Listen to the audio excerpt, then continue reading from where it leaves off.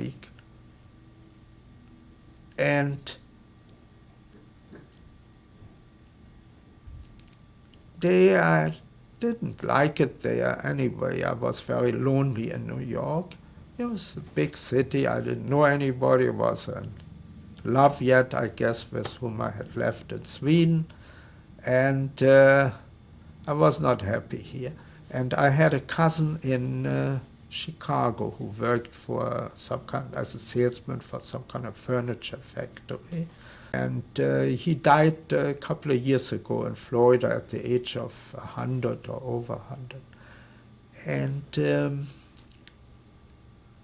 he says, oh, why don't you come to Chicago and I can work in the factory there. It's a smaller town. I figured I'd try this. And Jewish women's, there was an outfit, Jewish women's organization or something. It was like the Hires. In fact, I later on often sent him money, as the name of it was. Anyway, it wasn't Vitzo. What is Vitzo? The women's Zionist organization. Not Zionist. It wasn't Zionist, so it was out of Hayas. Came out of Hayas. Okay. And they gave me the ticket. They paid the ticket for me. I don't know, it was $10 or something at the time, or $15. A bus trip from here to Chicago. It was some hell of a trip, I tell you. It was like a 24-hour trip from New York to Chicago. And I made it, and then I worked. And it's amazing what you can do when you have to.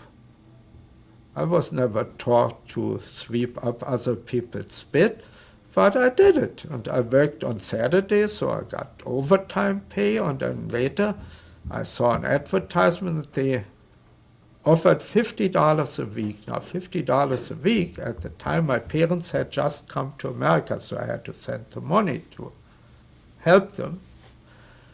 $50 a week sounded like a fortune, so I went there. Well, they didn't tell me in the advertisement that meant 80 hours a week work.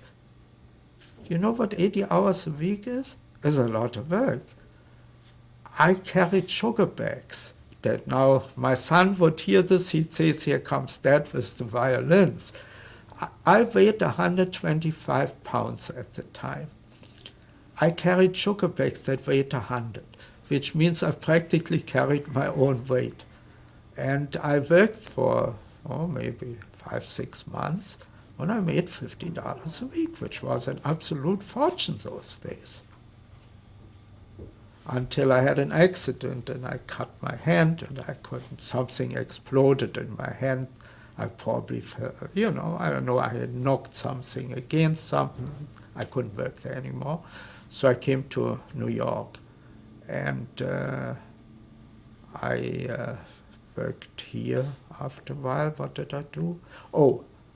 To my relative's firm. They had a big textile company, huge company. One of these companies that, you started there, and if you didn't steal from them, you worked there till you died.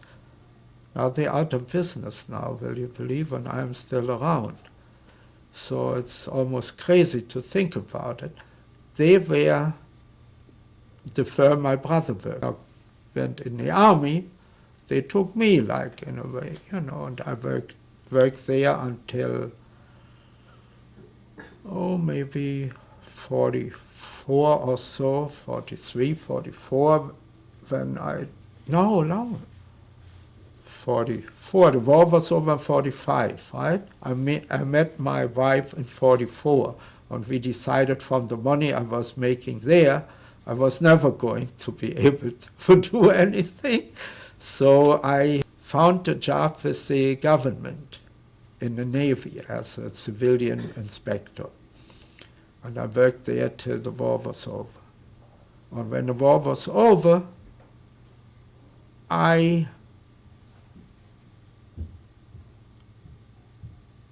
started my own business because this uncle from Sweden had now come to America. He wanted to start a business. And he asked my brother first. My brother wasn't in this, I'll do it. So I remember it here, he exported Oriental carpets to Sweden. In Sweden, they would sell them in that store there. Or there were maybe later on I had other customers there. And I knew from my parents' time, I knew carpets, not necessarily Oriental carpets, some, but not that much. Well, I worked so hard.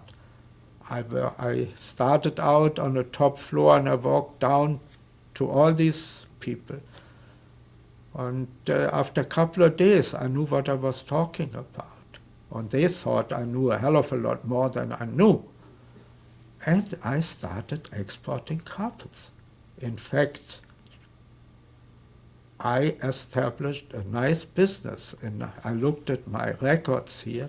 In 1946, I made $10,000, which was an enormous amount. And the bank guy called me over. I wanted to have some kind of a loan for the business, and I looked very young.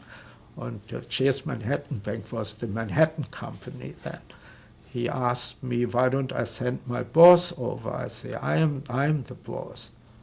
So I shoved my tax return over to him, and he blanched because he probably made half of it, you see.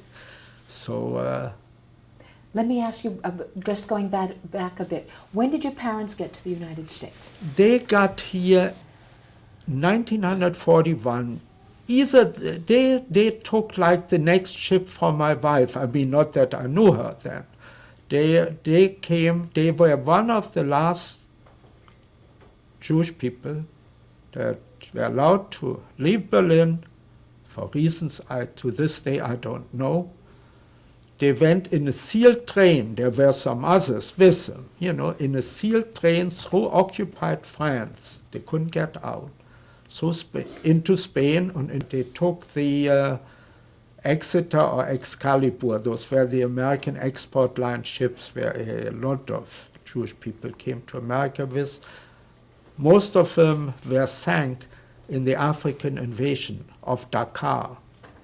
They were caught by Nazi submarines, but as troop ships then, But they came, so they got here, I'd say, in 1900, and I came like in 42 or so from Chicago, and I stayed then with them because it was now cheaper to stay with them when my brother went in the army than having to pay like for two households. When did you marry your wife? I met my wife in 44, and when the war was over in 45, I met her, it's a little romantic, I met her right in the middle of the ocean off Rockaway Beach. It's a true story. And we married in 45, when we got engaged Christmas Eve before, in 44, so in 45 we got married. I had my own business, and as I said, I told you before the story, I don't want to repeat it. And your son was born? Oh, my son was born in 46. And you had, his name is? His Roy Allen. You met him before, you will meet him again. And he has a wife by name of Susan, born Sobel. He married when he was about 29 or so. And your next son? And then the next son was born 4 years later, Stephen. And his wife? And his wife was Stern.